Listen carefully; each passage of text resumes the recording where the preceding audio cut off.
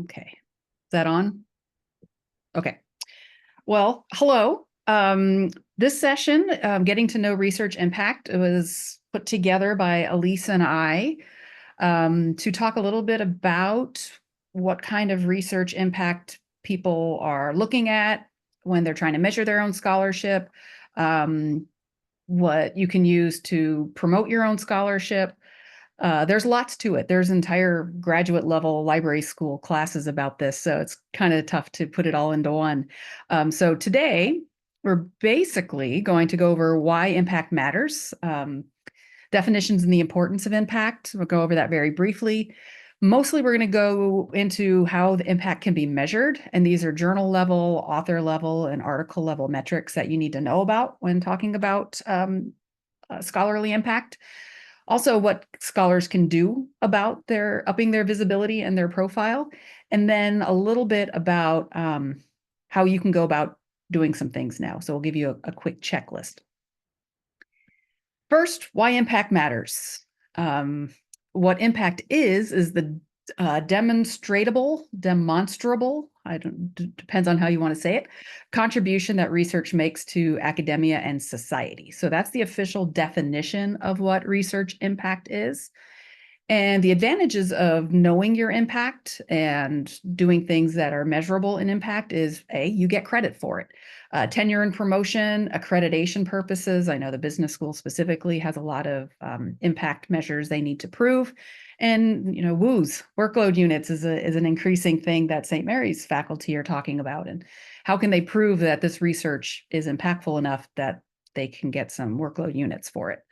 Also to get funding, particularly in the areas of the sciences, particularly now when grant money is going to be a little bit harder to find.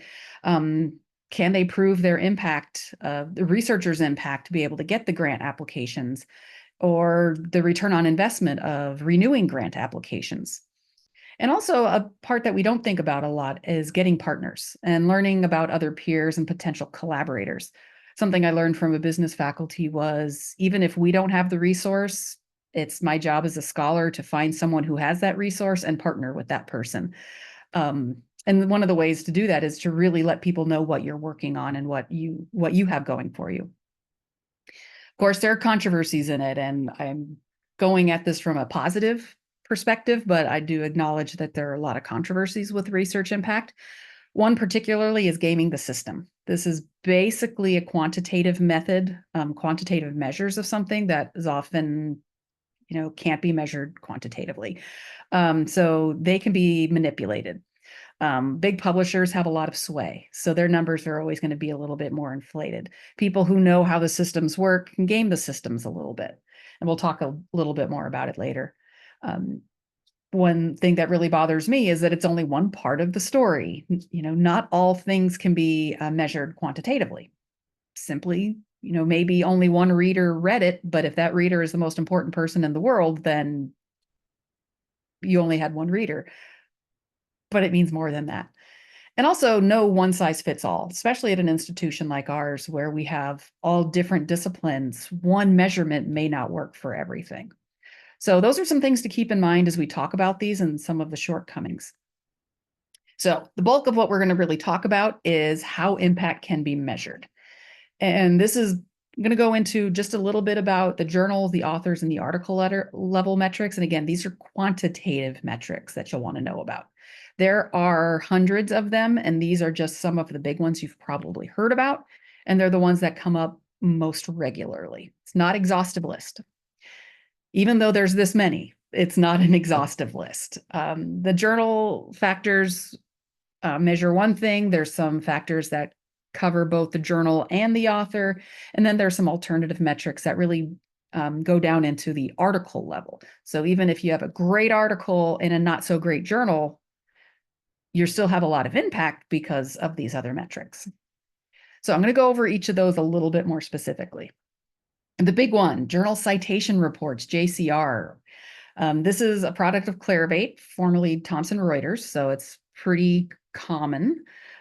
We've heard of this one before. It provides several journal level measurements for the social sciences and the hard sciences, and it includes the famed impact factor. So for the humanities people, we're a little left out here, but we'll get to that in a minute. You want to look up a specific title, or you can just browse a particular subject area. This is really great if you're looking for journals you want to publish in, and what journals should I focus on to get the most eyes on it, the most high quality metrics. Start with the JCR reports, and you can look what journals are in my particular discipline. It's updated annually, so you get annually you'll get the measurements. And we do at St. Mary's have a subscription to this content. So I think I have it open. If I can remember how Zoom works. We do have it. So, oops, that's not the right window. This is the right window. So if you know a specific journal, you can look it up by title to see whether it's a really good journal or not. You can browse by categories. You can look by publishers. So if you're looking for what journals in particular, if you're looking at, arts and humanities, there aren't as many as some of the other areas, but you can drill down and say, oh, folklore. I wrote something about folklore. Which are the main journals in that? This one, the journal is actually called Folklore. So that's not a really great example, but there's lots of different areas you can just drill down to. What are the top biology journals? Click on that, and then you'll get some other ones: bioscience, life sciences reviews, etc. If you have a particular journal in mind, you can look it up by title. Again, I'm going to use this one often just because it's the easiest one to remember for me: Journal of Business Ethics. It's a really popular, very highly measured journal, and this is a whole citation report for that journal. This is the areas that it's in, its common abbreviations, but here's the impact factor, and you can view how they make that calculation. Sometimes you don't care so much how the calculation is made, you just want the number, and you know that a bigger number is better. So if you're not really into the nerdy science of it, you can just look up what the article impact factor is. So that's JCR, and that's the easiest one because it's the one we have a subscription to. A similar one is the CITE score, and this is a product of Scopus, so Elsevier. It's like the Apple and the PC. We've got Clarivate and we've got Elsevier. It provides data, again, including a proprietary score to evaluate. What's different about CITE scores, they also include book series and conference proceedings. So that's pretty useful if you're not in a field that does a lot of journals, but you do these other things, you can get a CITE score for those. Similarly, you can look up by specific title or browse a specific subject area. St. Mary's doesn't have a full subscription to Scopus, but you can get a lot of what you need from the Scopus preview. So if you just Google Scopus, which I did, you can again look through things by title. You can browse by subject area. You can look specifically at book series. I'll do the same one. I know a title is Journal of Business Ethics. And then we'll be able to see.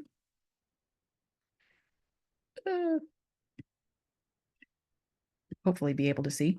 It'll come up and show you the actual thing. Let me click on one that does exist because my computer is really slow. We were just discussing how they should last longer than 5 years, but this one just isn't.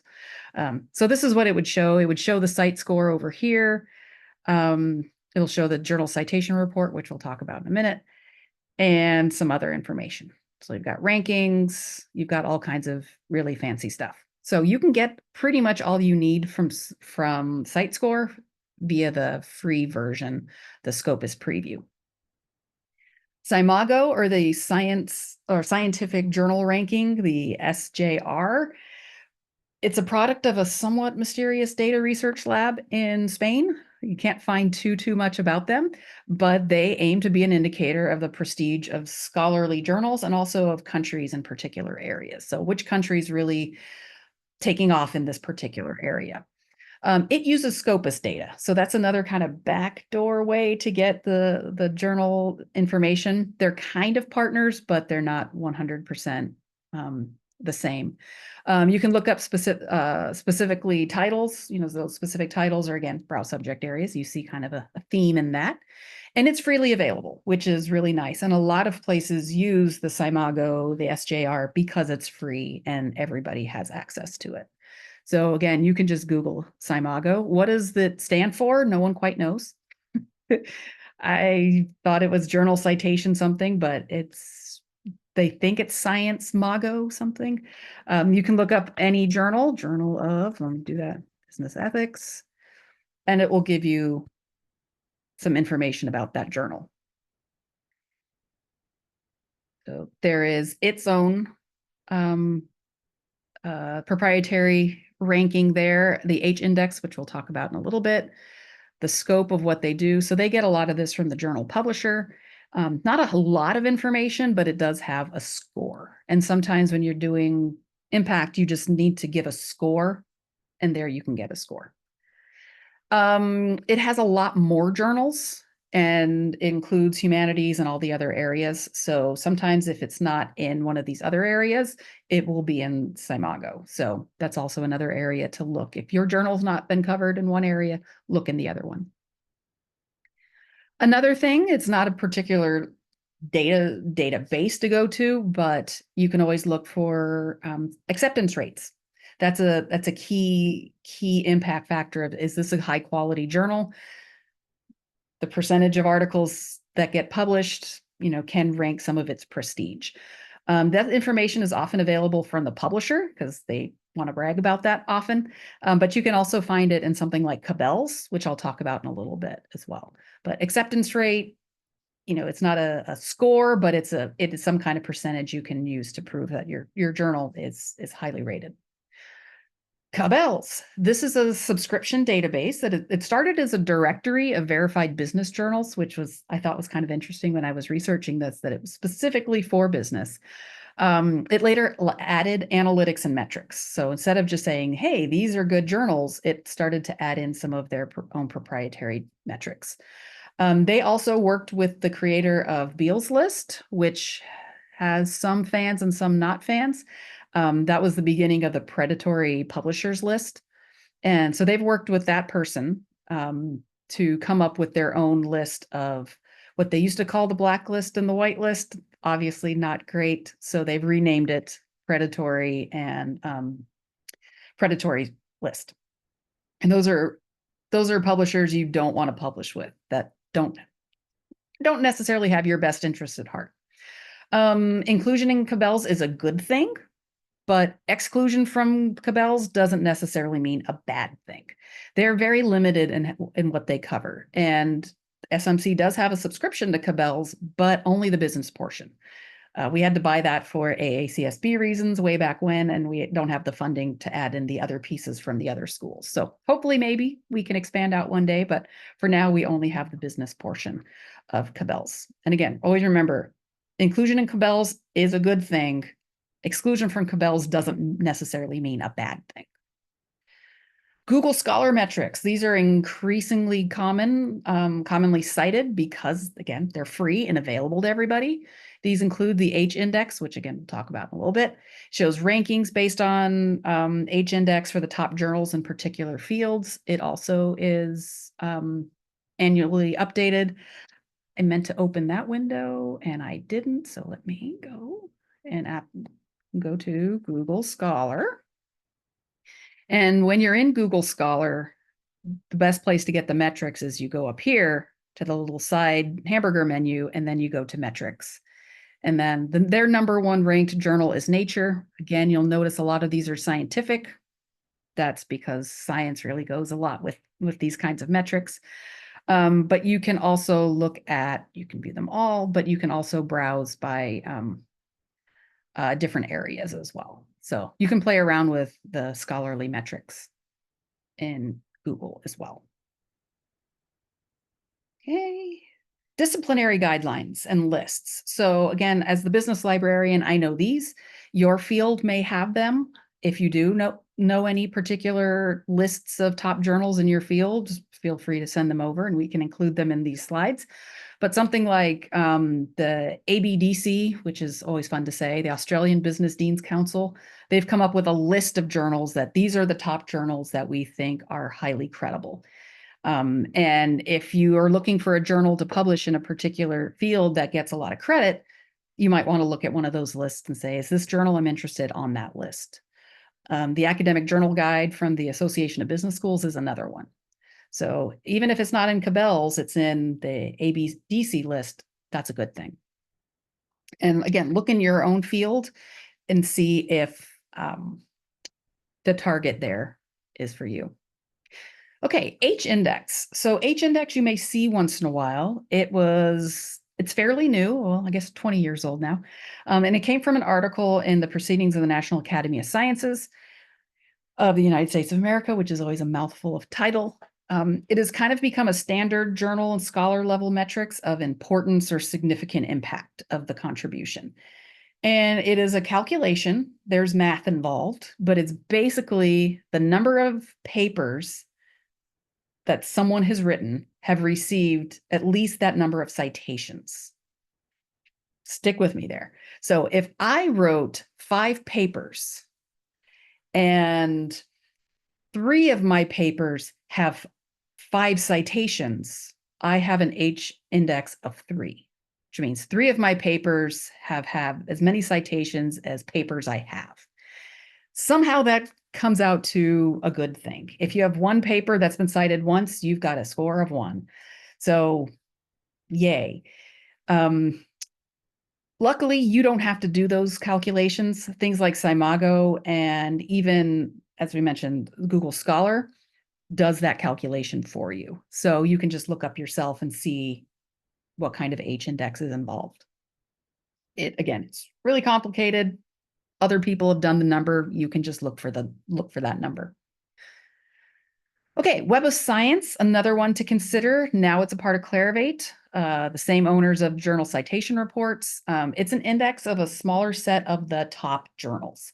So when we're working particularly with doctoral students on research and they're say, I need to find the top studies on this particular area, we go to Web of Science. Even though we have all these other indexes, Web of Science is where we go. And what's great about it is it includes a lot of stats that relate back to that. It is along with Scopus, it's one of the journals that top scholars use. So the usage of that is captured, and then you can pull that up. It also has author profiles, which if you've written anything and published anything, particularly if it's ever shown up in Web of Science, you've got a research author profile. And I'll show you an example of one of those.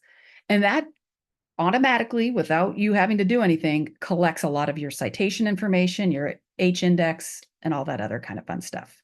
So this kind of borders on journal quality, but also specifically on your own personal metrics. And let me actually show you an example of that. So here is a research profile, or this is just Web of Science. This is what Web of Science looks like. I've signed in as me. You can look at the researchers if we know the name of someone. I'll look up myself, knowing that I'm not a terribly huge scholar, but there I am. But I have written a couple things with Elise, actually. So here's my profile. This did this pretty much without me because it has me in the database. So it put me in there. I can show you in a minute how to make some edits to it. So it gives the profile, the summary. So 3 total documents, publications indexed. If I've had peer reviews, all this other information, if I've had those, that would show up here. But here's the important stuff here. So I have an H index of 1. That's not surprising. I've had 1 article. I've had 3 total publications, and one of them has been cited more than 3 times. The other ones haven't been cited more than 3 times, so I have an H index of 1. It's done that calculation for me. It said I had 11 articles that have cited that article in this particular report, and then I can download that report. So I'll talk about this in a little bit, but this is really important to get your Web of Science profile, especially if you've done a lot of very scholarly research. Get that set up because it's going to do a lot of the work for you. Hopefully this is all making sense. Going through this really quick, just so we have some time to actually practice it a little bit. Citation counts. There's another metric that you're going to be asked for a lot when trying to prove your value. And this comes with some important caveats and footnotes. So you can usually see citation counts in Web of Science. Google Scholar has them, and altmetrics sites, which we'll talk about in a minute. These will all look different. And the number one question I always get is, why are they different? It's Google Scholar says I have 57 citations, and Web of Science says I have 12. What gives? Why are they different? They can't count all of the citations you have in one place. It's impossible to find them all. So what Web of Science counts is the number of times your thing has been cited in articles in Web of Science. So again, that's a smaller subset of, I can't remember, maybe Elise knows how many journals are indexed in Web of Science. It's a smaller number. So it's only going to be those top premier journals. Google Scholar counts anything it can find. So anytime it sees a reference to your work, it's going to count that as a citation count. It's not deduplicated, which is one of the biggest issues I've run into. If something is posted twice, it'll be counted twice, and even though it's only cited once. So there tends to be a little bit more inflation in Google Scholar accounts. It also counts things outside of traditional journals. So if you wrote a unpublished white paper and it's in a scholarly repository and you cite someone, it's going to count that as one of the citations. And altmetrics counts, where do their citation counts come from? We don't know. That's proprietary. Sometimes they don't even know, and they're always trying to figure out different algorithms to try to scrape from different places. So we don't really know, but that's why citation counts are always going to be a little bit different. Usage data is a newer phenomena that we actually can do something about. One of my first jobs in libraries was as the periodicals manager. In my first year, we did a journal citation or journal usage study.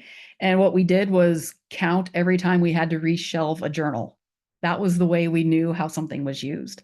So now technology lets us be able to see usage data a little bit better. So you can see in some research databases, and typically on the publisher's website, how many times an article's been downloaded. Again, there's going to be some issues with that. Can the numbers be trusted? Maybe, maybe not. They certainly don't tell the whole story. So publisher sites only capture the use on their sites.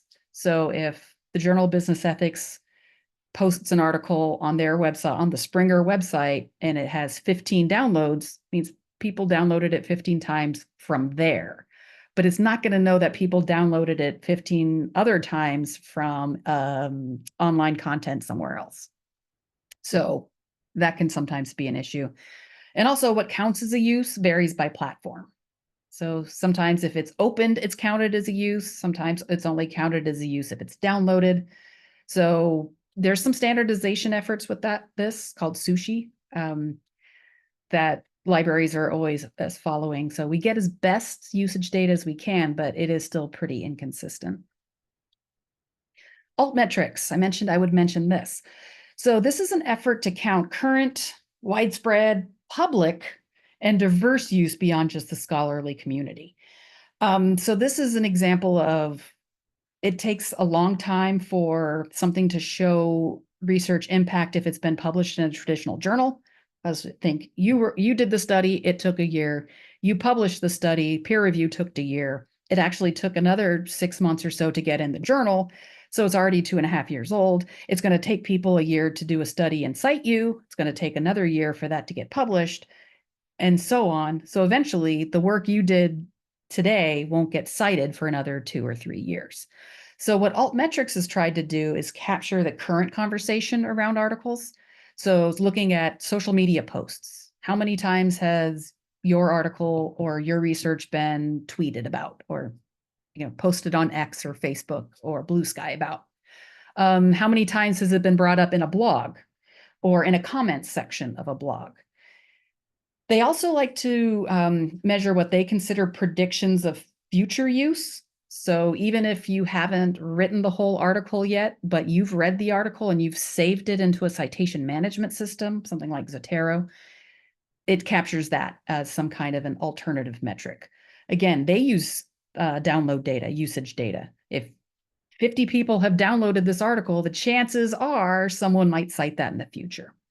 So altmetrics is really looking at current everyday usage and sharing of your scholarship rather than just the traditional, this is how many times it's been published in journals with citation factors of 50.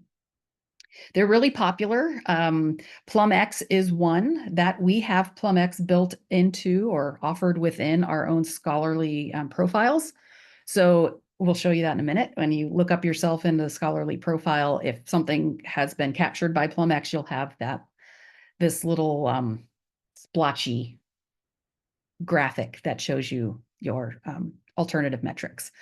Altmetric, which that's its brand name, it's kind of confusing, is an altmetrics platform. We don't have a subscription to that quite yet. Someday, hopefully, maybe, but it is pretty expensive.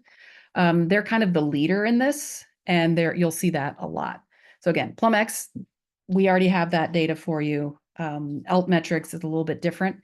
However, much like in citation reports, we don't have the whole scopus, but you can get a lot through the preview. You can get a lot through creating badges directly through altmetric.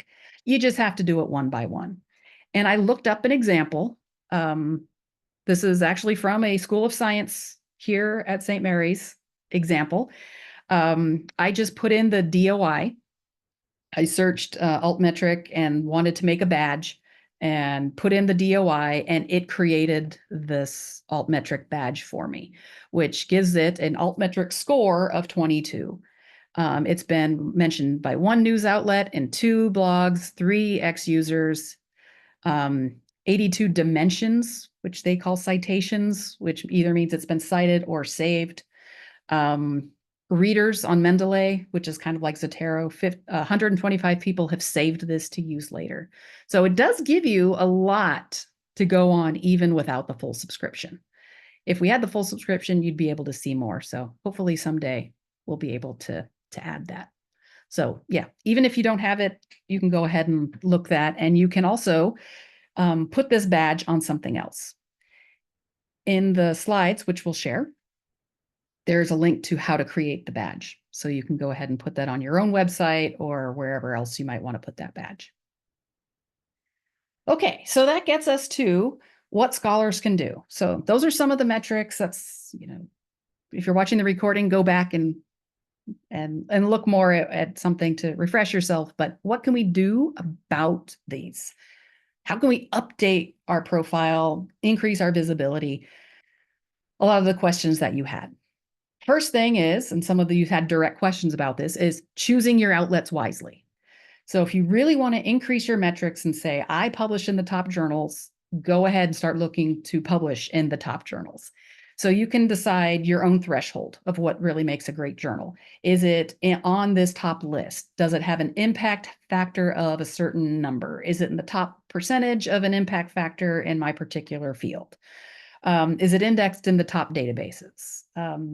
One thing you always want to make sure of when looking for journals is DOIs. They should always assign a DOI because that's the main way articles are then tracked in altmetrics or usage.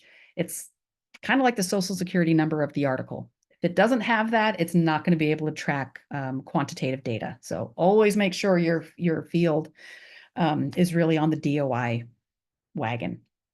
Increasingly, big journals, traditional publishers are going back and adding DOIs to even older ones so that they can track those metrics. Also, see if your journal is offered as an open access option.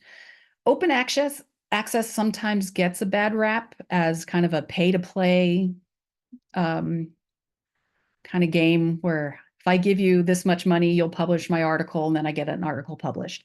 That's not necessarily the case. So that is true. For sure, there's a whole list in Cabell's of the predatory journals. But just because something's open access doesn't mean that it's not good. Increasingly, traditional publishers are offering open access, and open access gets seen. So whenever you can, publish as open access, try to do that. They get seen, they get used, and they get shared more. So I have some citations there in the slides that you can see. I didn't just make that up. There's proof of that. They open access articles also get used outside of academia, because when you think about it, journal subscriptions are incredibly expensive. Some of our journals are $400, $500, $600, and those are mid-range prices. A lot of institutions can't afford all the journals in the world. And so a lot of scholars are just not using those journals. They're looking for open access, what they can access. Independent scholars are looking for that. News media is looking for articles they can read without subscriptions. And what we want is those high quality journals, that high quality content to be open access. So open access does not mean a lack of rigor. Mainstream high rigor journals are offering open access. How they can afford to do that is they will charge you an article processing fee that theoretically makes up for what they would lose on a subscription. So, they're not going to lose money on it, but they're just kind of saying, you pay us up front, we'll make it available to everybody. But don't worry, this is really exciting.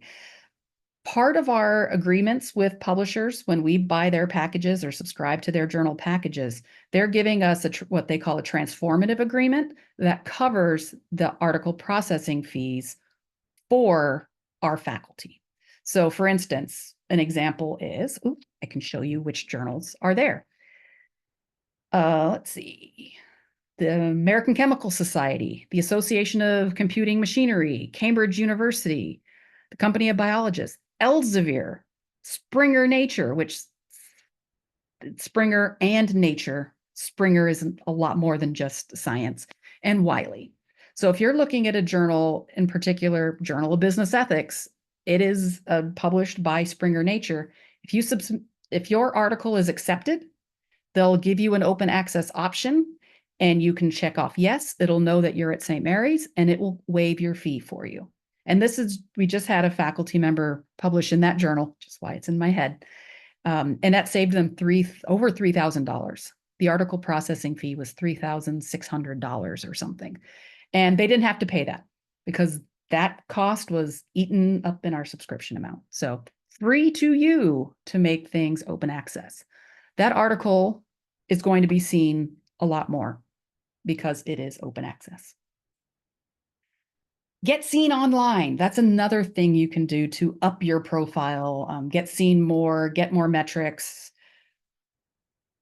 Advertising yourself is kind of a big thing. So it's a way that you can distinguish yourself and be interconnected with other people, find people that are publishing on similar areas, and then maybe you can work together. Maybe they have more promotion and, networking, the thing we all talk to our students about.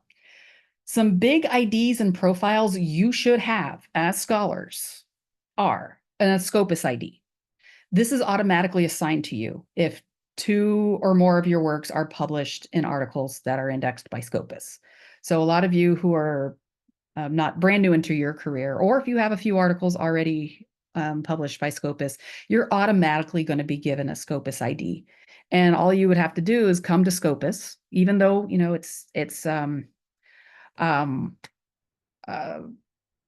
don't have a subscription to it, you can still look for your name. I'm kind of sorry to use a faculty member without asking her for permission to do that, but I'm going to look up Caroline because she's an interesting one.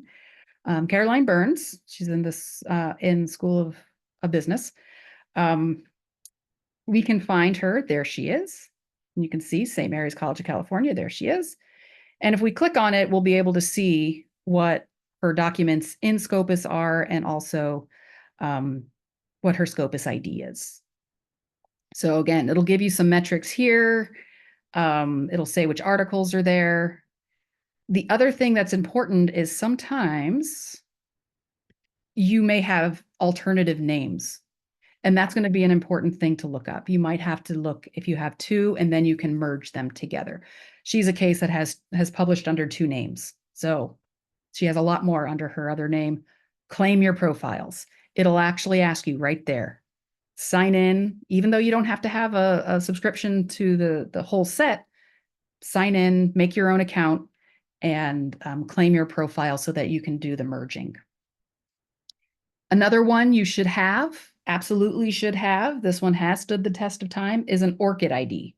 These are free. So a lot of you already have them. This is a big one that Google uses to track.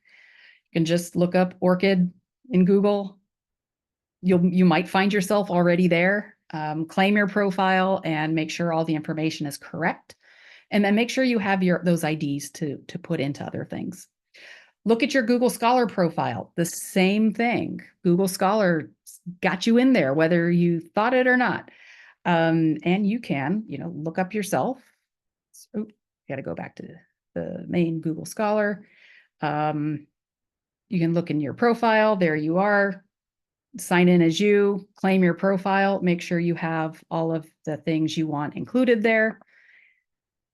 It's going to give you your citation counts. So you'll see this one was higher than Scope Journal Citation Reports or Web of Science said I had 11 citations. This one says I have 24 because, again, it's looking at a different set. So definitely make sure you have your Google Scholar profile at least updated with your main things. Go back here. It's already feeling like a lot of work, but don't worry. There's people here to help. And the Web of Science profile. If there's one to really get, Web of Science profile is really, really useful. And I showed you that already here in, oops. Oh, here we go. So in Web of Science, again, we have a subscription to it, but you don't need one to do all this. Sign in the top. There'll be a login, create a login, and then you can get in and claim your profile. It'll show you the dashboard and it gives you all kinds of really cool stuff. Where are people looking at my things? Which is actually kind of neat. Where are they looking at it? So all that basically included in our subscription. No cost to you. And I'll make a brief mention of this and we'll talk about it a little bit later. Your St. Mary's profile. Make sure those are updated. Make sure you have one. If you have scholarship, you are a St. Mary's Scholar. You belong on scholars.stmarys.ca.edu. The other thing is it's not enough just to have the profiles. You should keep them updated. Review them as frequently as you want to. I would say at least annually. Maybe make it your summer project or your Christmas break project or your Jan term project or something just to, update your profiles and make sure you are bragging as well as you can about yourself. When it comes to the St. Mary's profiles, you don't have to worry about that. Again, we have people to help. Your subject librarian can help you with that. We can update your scholarly profiles. So we can help you with that. There, I pulled that out specifically. Special plug for the St. Mary's Scholar Profiles. It is on the Pure platform, which is within the St. Mary's domain. So you can see your profile at scholars.stmarys.ca.edu. And if you don't have a profile, contact your subject librarian and we can see if we can get one set up for you. It showcases your scholarship and your current projects. It also covers a summary of your news media interviews, more things. It officially affiliates you with the institution. So sometimes if you need a free textbook from a publisher, they'll need to know your profile page to make sure you really are at this institution. You can send them that. And it also connects the metrics. I mentioned the altmetrics and PlumX. So it will already harvest some of that for you. Librarians can, and this is an important one, we want to help you. We can clean up the citation formatting. We can get you missing metadata for a particular article. It's like your article didn't have page numbers when they told you it was accepted, but maybe we can go back and find the page numbers. We can link to the full text. We can talk to you about the OA options. It's not a burden to us. This is part of our job because it's important for us to see what you're working on. Not only so we can support you, but so that we can support the curriculum as a whole and buy things that support what research you're working on. It helps us with collection development. So knowing what you're working on is great for us. So it's really nice that we're able to be a partner in this. So I'll show you, how do you see your profiles? Again, just come on here to scholars.stmarys.ca.edu. Library. Oops, did I do the Oh, I have library in there. Ooh, that's really tiny. So there we are, and you can see which profiles exist, and you can browse through your areas. I think I'm in there. Am I in there, Elise? I am. Okay, good. So you'll see it has the ORCID ID. That means it will automatically harvest a little bit more, or it'll be easier to harvest if we have that ID in there. If we have the Scopus ID, it'll be a lot easier to update every time you publish. We can just import whatever you published there.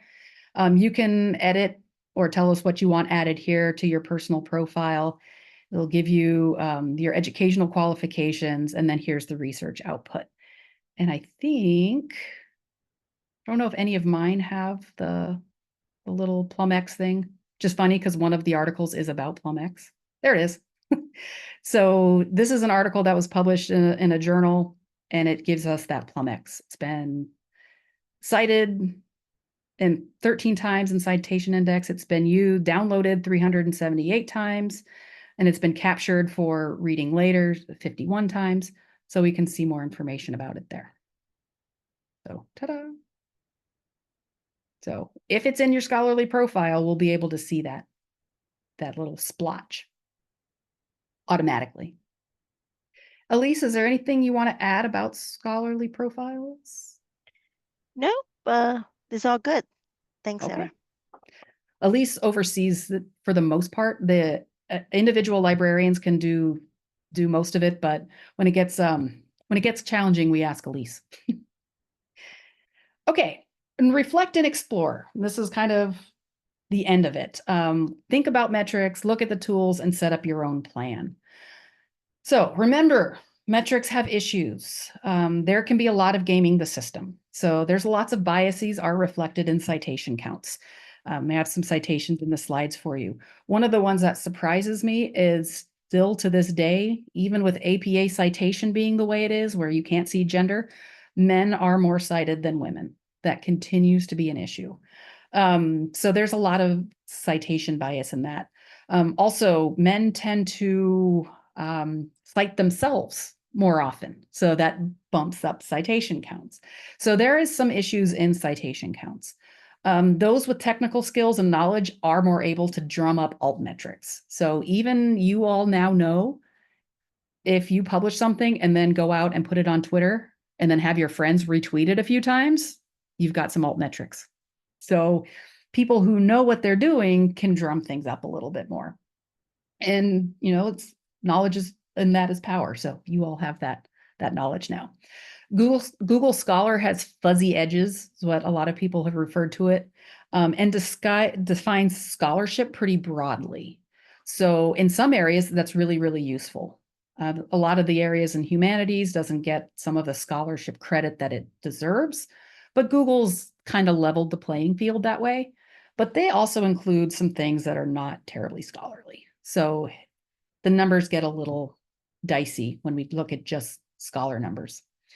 And also, metrics are missed if you share a PDF, which is why the library is always saying, don't give your students a PDF of the article. Make them download the article. This is one of the reasons we're telling you to do that. We're telling you for your own good and for your colleagues' good. We need that citation data. They need that citation data. So really make sure if you're having students read an article for class that you're giving them the link to the article instead of the PDF, because we're missing out every time we give something to someone behind the scenes. We're missing metrics. There's a link there. There's a lot more about citational justice and how sometimes the system is gamed in these things that I share. So it's important to consider this in your own scholarship and as you're doing your own citation. The other part we mentioned is it's only part of the story. So metrics don't always capture how something was used. One of the great things, if you have a lot of scholarship, and it's been cited a lot, I think it's Web of Science, it will tell you whether something has been cited in agreement or if they've cited it to disagree with you, or if they've cited it for just background information. It'll tell you kind of how that has been used in a citation. But most of the time you don't know. 15 people used it. Did 15 people like it, or did 15 people not like it? Most of the time, you're not going to know. Also, it depends on your field. Are 2 articles more work than 1 book? Maybe. Do we get credit for that? Is the book more complicated to write than 2 books? We're not really seeing the effort levels and the engagement that you've put into a particular thing. Some things quantitative just doesn't work. Also, for altmetrics, communication channels change all the time. The big one is scholars have, and this is an interesting area for me, scholars have fled from Twitter, now X. A lot of scholars have just left X, but a lot of the altmetrics are still measuring X. Where did the scholars go? One of the increasing areas of interest is Blue Sky, which is kind of a Twitter X alternative. That's really been embraced by academia. Altmetrics haven't figured out a way to measure Blue Sky yet. So some scholars are only on Blue Sky now. Their altmetrics are taking a dive because altmetrics haven't been able to measure it. And finally, no one size fits all. Some disciplines just get cited more than others. Are we less scholars in business because a Nature article gets cited 600 times more? No, it's just the nature of science that those articles are cited and used more. And it certainly plays into the humanities. It's going to get fewer uses because they are so niche. So that's just going to be the way it is. And academic productivity also differs across fields. Science people produce a lot more articles in a quicker amount of time. Other scholars take longer, as their scholarship needs to take longer. So just keep these in mind, and that's, I think, an important part of your own documentation for you to narrate why something is really useful. So finally, the useful little impact wellness checklist. I couldn't think of a better thing to call it. Here's some basic checklists that you want to be able to do. Get your author identifiers. Register for an ORCID ID. Know your Scopus ID and Web of Science Researcher ID. Know all of your ID numbers and put them on your profiles, because that's going to be easier to track what you do. Update your profiles. So set up and modify your Google Scholar profile. You don't have to put everything on there, especially if you've written like 100 things. You're like, oh, I don't have time for that. Put your top hits. They'll actually automatically populate your profile with what they think is you. So go in there and make sure it's correct. Take out things that aren't yours, or an article you don't want really highlighted or featured. Take it out. You can do that. Check your Web of Science and author profile. Those are really, really good. Update your St. Mary's Scholar profile in bold because, we care. Explore your open access options. So see what journals are in your field offer open access. Make sure that St. Mary's has transformative agreements for those. We are constantly negotiating for new ones. So hopefully we get to add Taylor and Francis and a couple of the other more social science and humanities titles soon. Also look at your past contracts with manuscript to see if they allow manuscript posting, because then we might be able to add that to your profile. And draft your own must-haves for publication. What is an optimum score for you? What is my credibility list that I want to go back to? Do they offer OA, open access, and do they assign a DOI? So start to figure out what your own journals must-haves when you're looking for journals that you want to publish in. Additional resources, again, we'll share the slides. So we have a guide, a St. Mary's guide about research impact. Also, we have a page about how we can support faculty scholarship. We're not just here for students, we're here for you. Other guides, so again, I mentioned this is a big area that everyone talks about. So these are some that we like. Boston College, UC Berkeley, and BYU have some pretty good pages that go further into these. And then also some articles worth checking out. So that was quick and dirty for the people who are live. Are there any questions?